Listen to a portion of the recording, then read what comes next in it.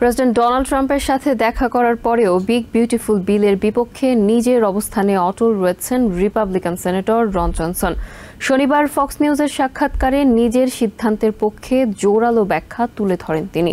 Senator বলেন, প্রায় 1000 পৃষ্ঠার এই ব্যয় বিলে কোন খাতে কত কাটছাট হয়েছে তা না জেনে এই বিলের পক্ষে ভোট দেবেন না তিনি। এ সময় ডেমোক্রেটিক কংগ্রেসম্যান ন্যান্সি পেলোসির মতো বিল পাশের পর এর বিষয়বস্তু জানার পদ্ধতি অবলম্বন না করার জন্য সেনেট সহকর্মীদের প্রতি আহ্বান জানান জনসন। প্রেসিডেন্ট ডোনাল্ড ট্রাম্পের বিগ বিউটিফুল বিলটি আগামী 4 জুলাইয়ের আগেই সেনেটে পাশ করাতে উঠে পড়ে লেগেছেন রিপাবলিকানরা। আইন প্রণেতাদের ঐক্যমতে নিয়ে আসতে চেষ্টা করছেন হাউস স্পিকার মাইক জনসনও। বলেন, এই সপ্তাহের প্রায় পুরোটা সময় ফোনে ব্যস্ত ছিলেন তিনি।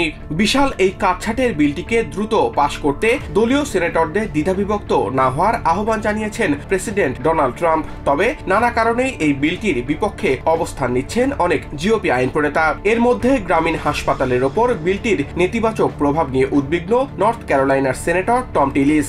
বাজেটে উল্লেখযোগ্য কাটছাট হয়নি দাবি করে বিলটির বিপক্ষে শক্ত অবস্থান নিয়েছেন সেনেট ফাইন্যান্স কমিটির সদস্য ও উইসকনসিনের রিপাবলিকান সেনেটর রন জনসন। প্রেসিডেন্ট ডোনাল্ড ট্রাম্পের সাথে একান্ত বৈঠকের পরও নিজের সিদ্ধান্ত থেকে একটুও সরে আসেননি তিনি।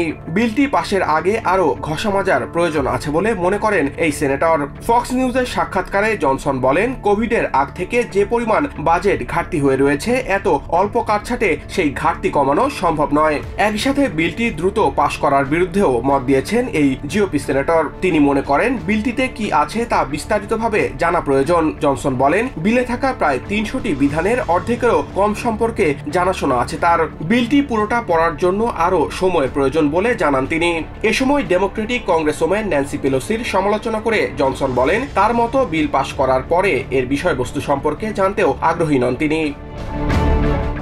Samiul Bari Shihab, TVN 24 news desk. New York থেকে সম্প্রচারিত টিভিএন 24 টেলিভিশন বিশ্বজুড়ে বাঙালির কণ্ঠস্বর।